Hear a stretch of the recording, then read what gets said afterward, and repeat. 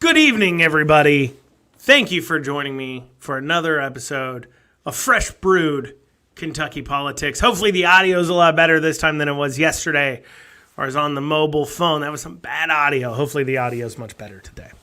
So let's start off by once again reminding everybody, share, follow us, share the page, share us out to all your friends, family, neighbors. Follow us on the Spotify. This is a podcast that gets put out on the Spotify. That's great. Check that out. Listen to it. If you want to support us and support our fights, and we'll be talking about some of our lawsuit we've got going that we're a part of too. But if you want to support, when we say our fight, we do active fighting. What do I mean by that? We do things like, impeaching the governor, suing the governor, attacking the governor, right? We do more active fighting than what you typically see out of your activists. We don't just knock doors. We don't just try to get people elected. We actively fight. So if you want to support that, go to donate.brewedco.com. That is donate.brewedco.com. So I've got a couple things to cover for you guys today. Couple stories for you. What do we got here? We've got school choice. Interesting movement happened on school choice. Of interest, not surprise, but of interest. Talking about that. We're going to talk about just some disappointment we've got with some of the things we're seeing out of the legislature. No big deal. Talk about House Bill 312, which is flying through the legislature. I believe it's in the Senate right now. And what it does for open records requests.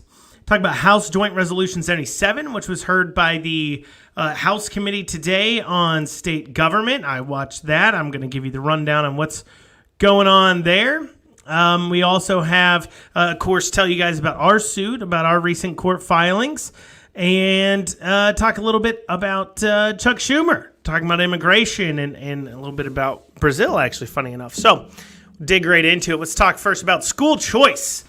We had HB 563 come to a vote today with House Floor Amendment 2. So what is HB 563? Well, HB 563 was a education savings account. Basically, it was a tax savings account to kind of make it easy to explain. Basically, it was where a parent could put money into this account, kind of like a health savings account, except it wouldn't be pre-tax.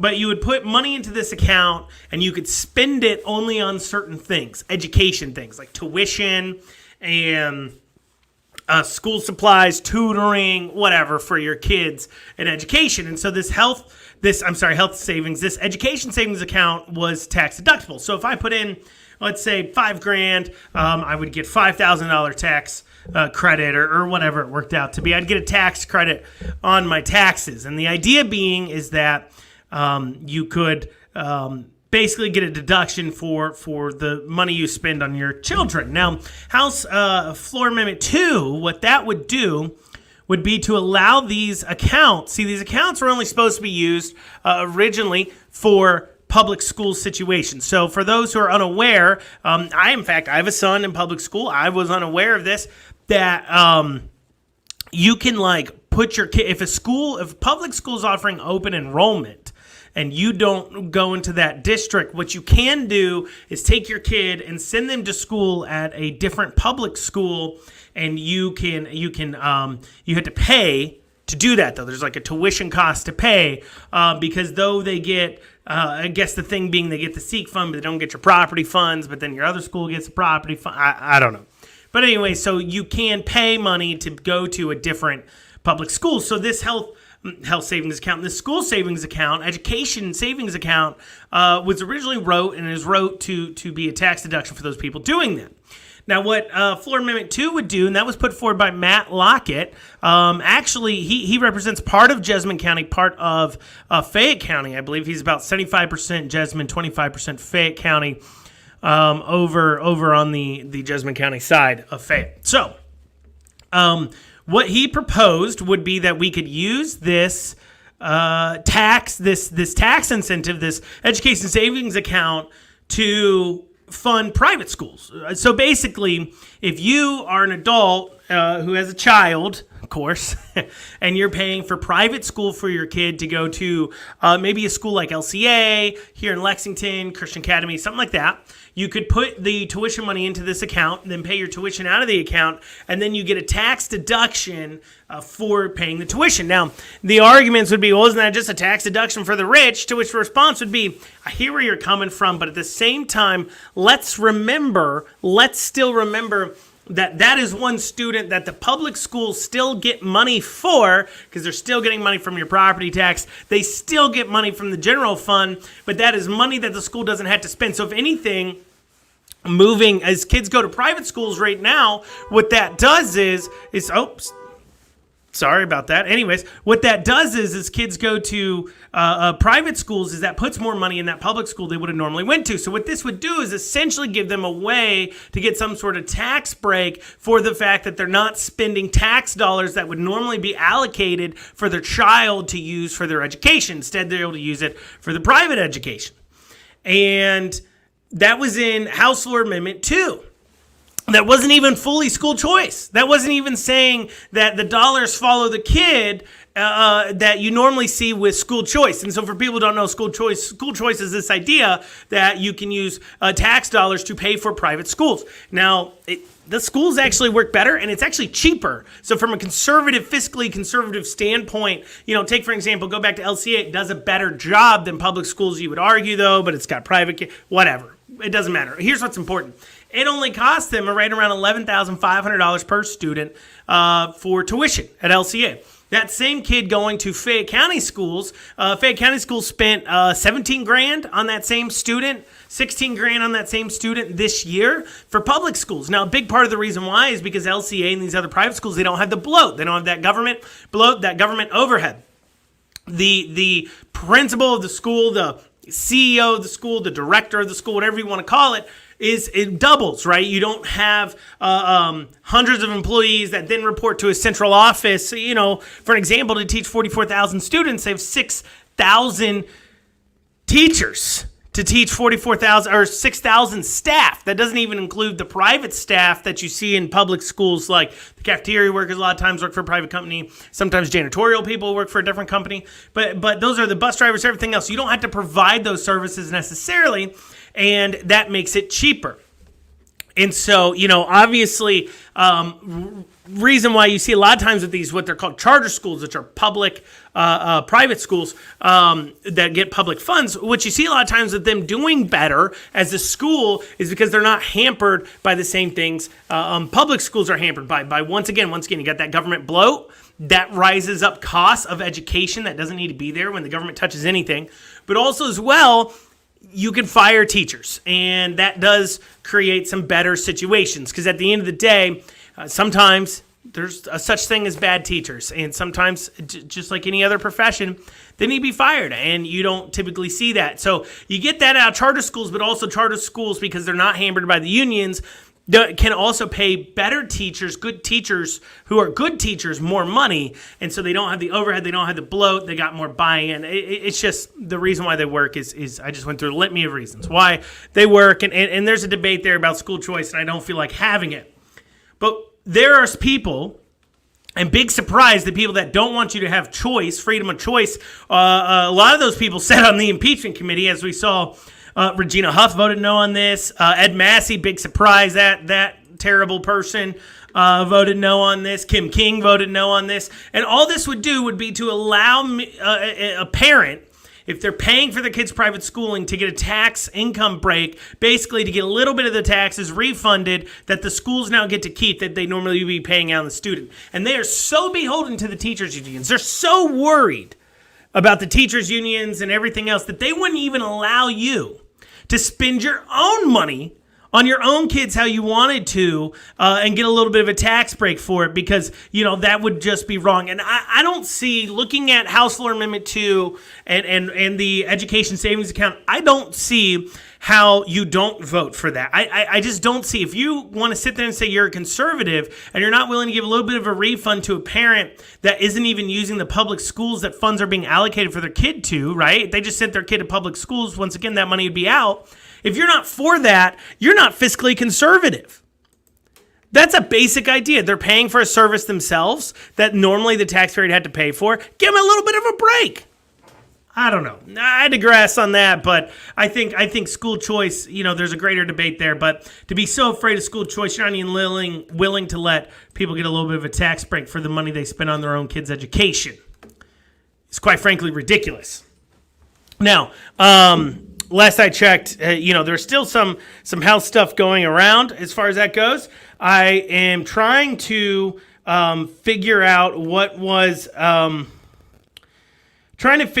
all going on with the floor. We've been trying to I'm checking my phone right now to see if it's going forward. I'm not seeing anybody willing to do it.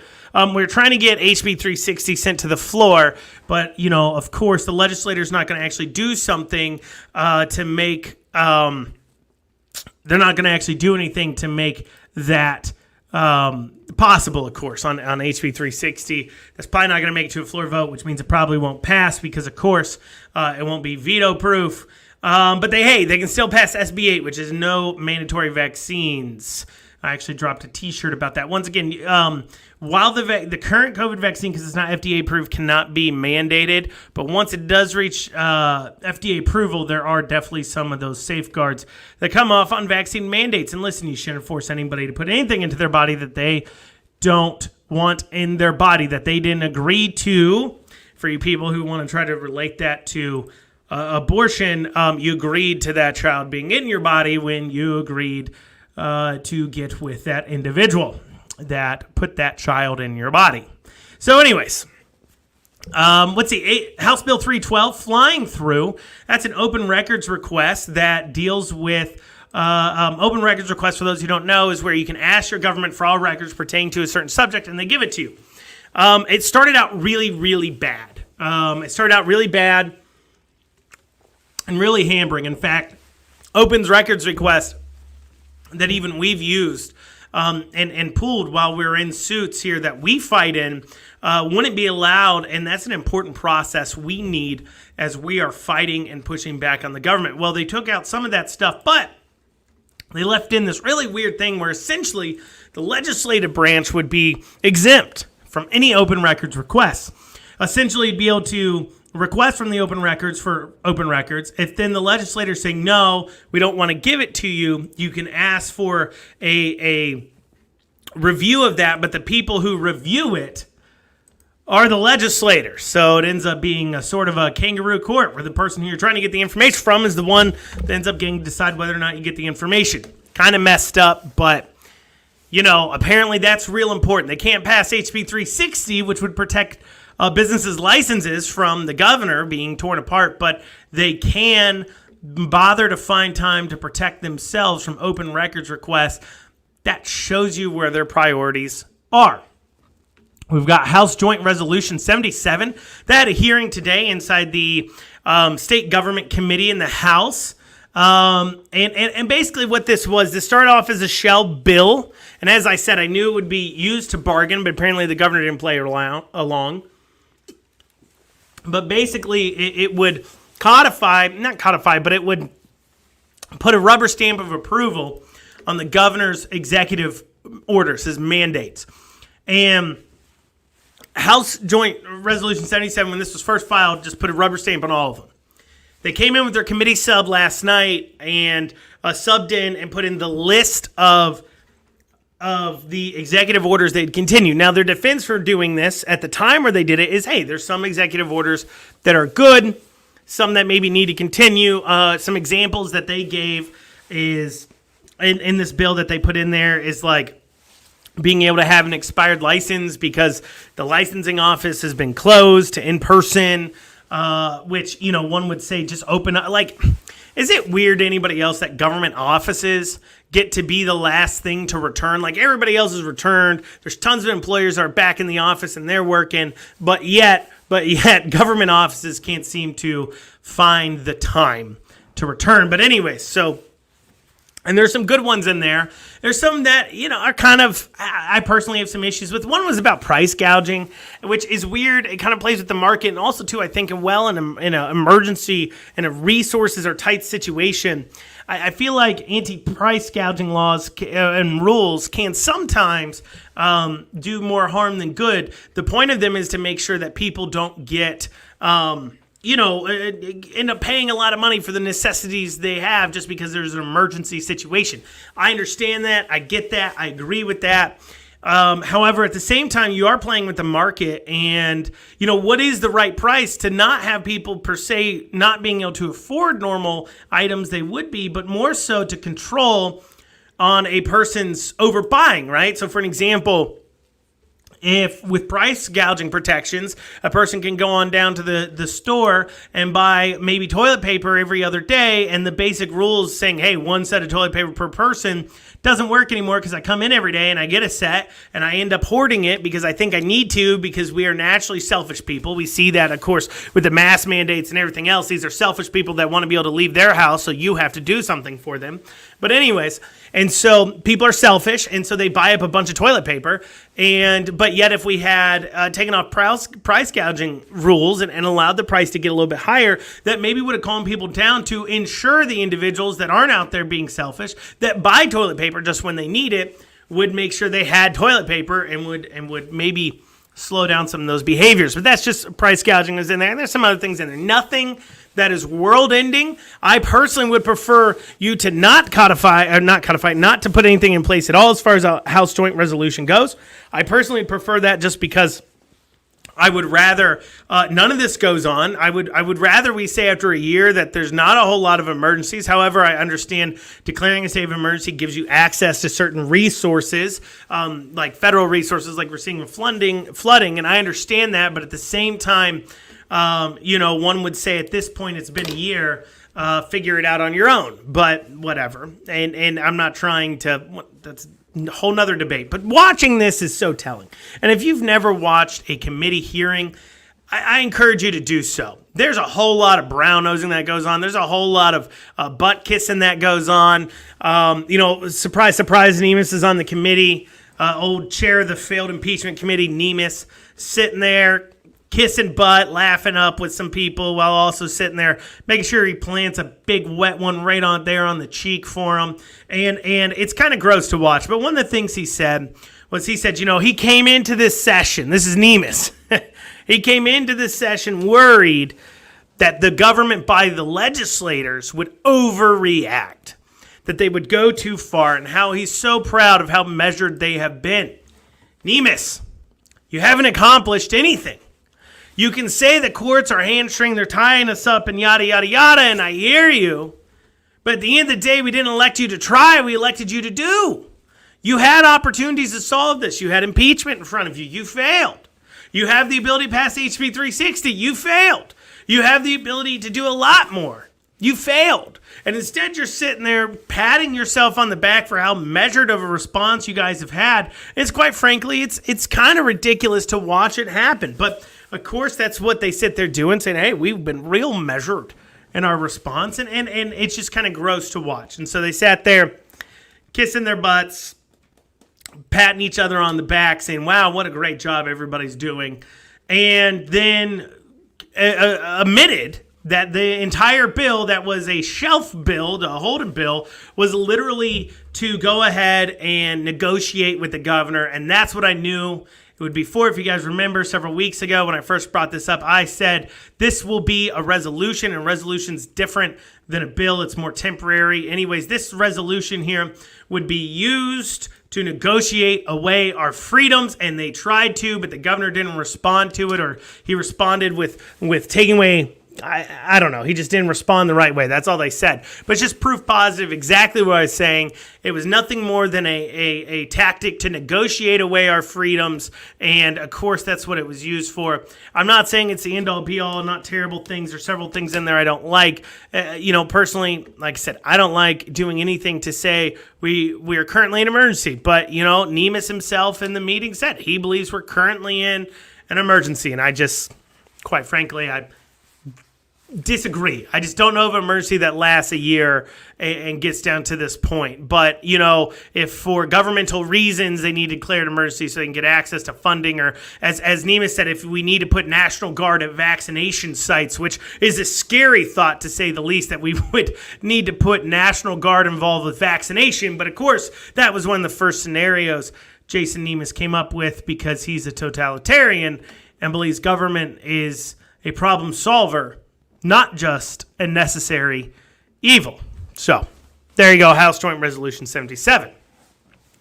Additionally, as well, if you guys have been paying attention to our Facebooks and social media at all, you will notice that we are involved with Beans and filing and getting involved in a suit against the governor. I've been talking about this for weeks and weeks and weeks about how HB1, SB1, and SB2, which the Judge Shepard in Frankfurt enjoined from incurring, basically stopped that bill from becoming law, he thinks. And there's a legal strategy out there that says he can't do that because we are not a named party. Brood's not a named party. Brood can follow HB1, and so can Beans, because we're not named parties, and the governor is the one who enforces it, not the legislator. So by putting a restraining order on the legislator, you're not doing anything when it comes to us. So we got involved with Beans, and we have filed a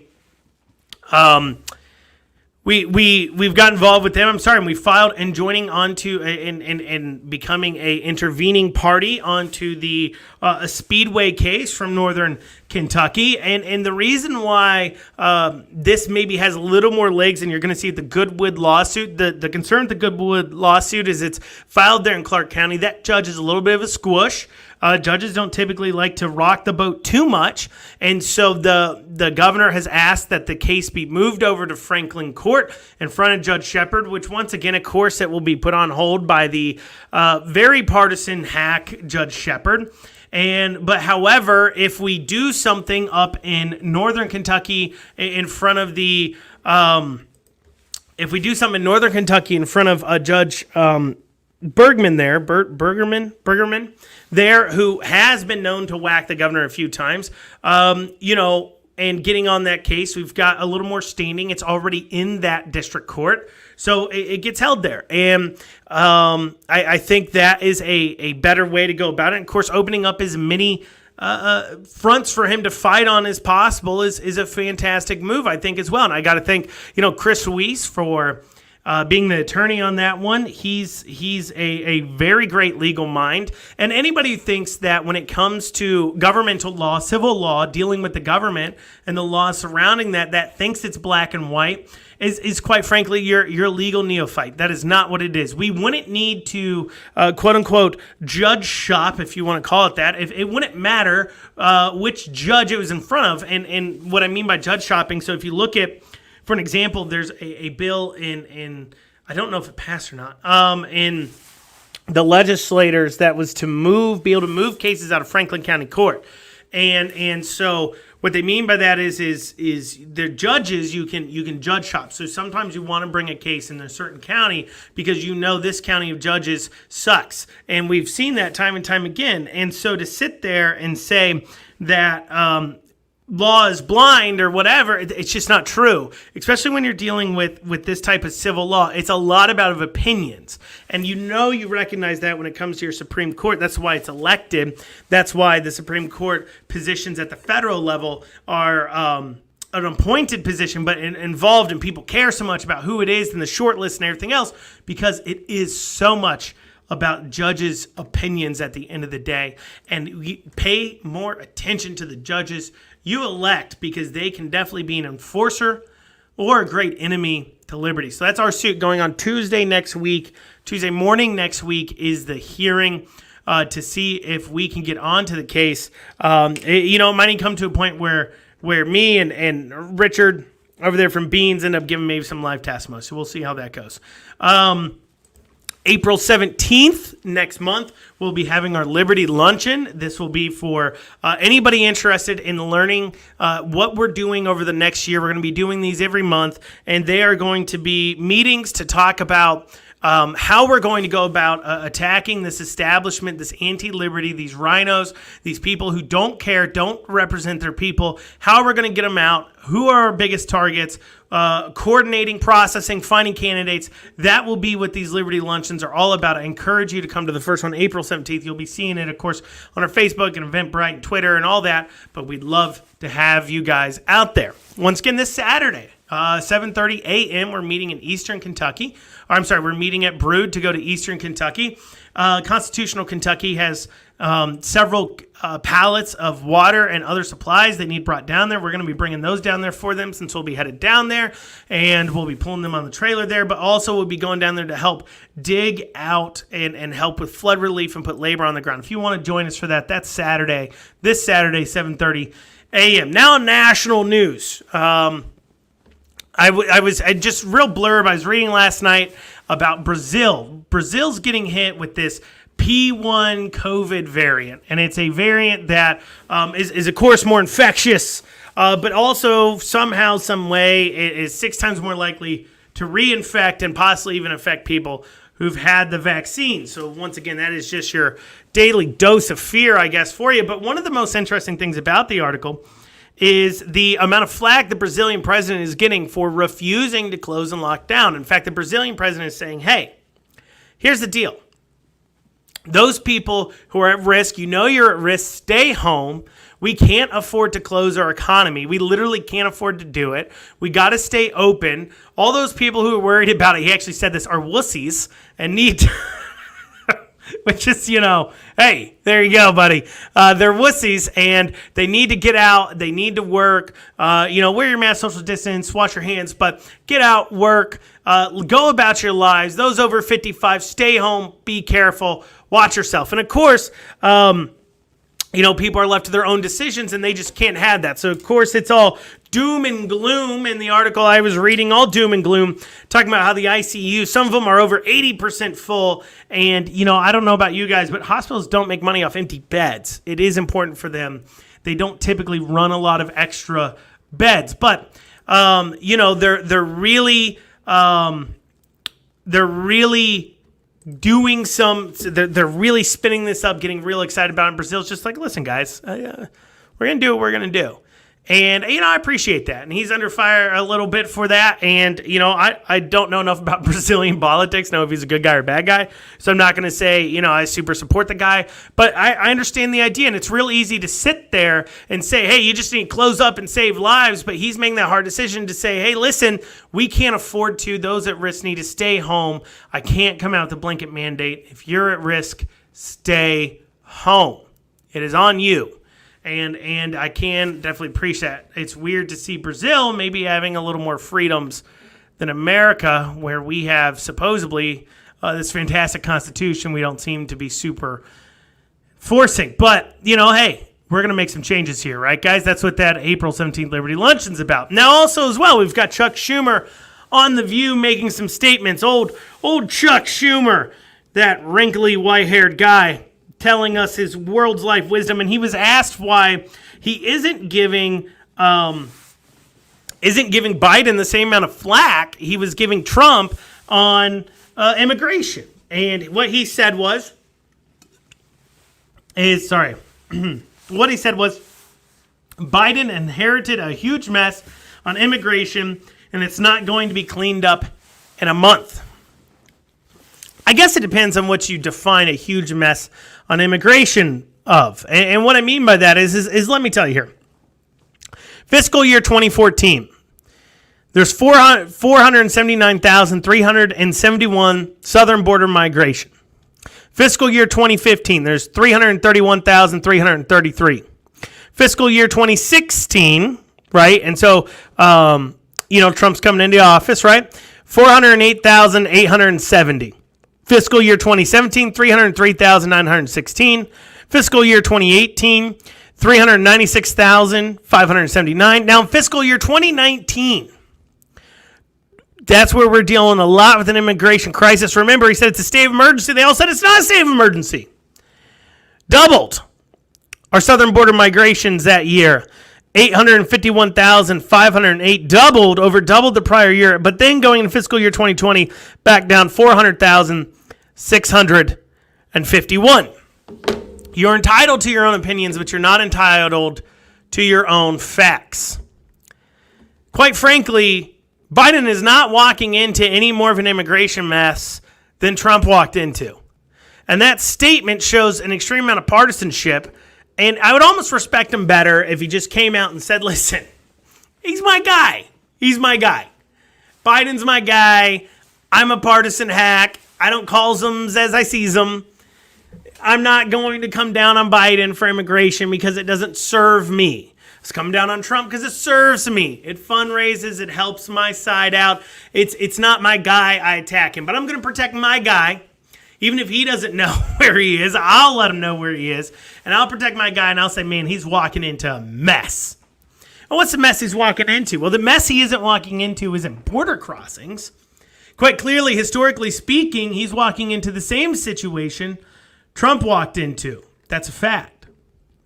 So what's he really walking into is he's walking into a situation where of the policies were to not encourage immigration, was to try to not encourage immigration by letting people know that they could just go ahead and they can just walk in to the country and just walk in and be released to the interior and everything else.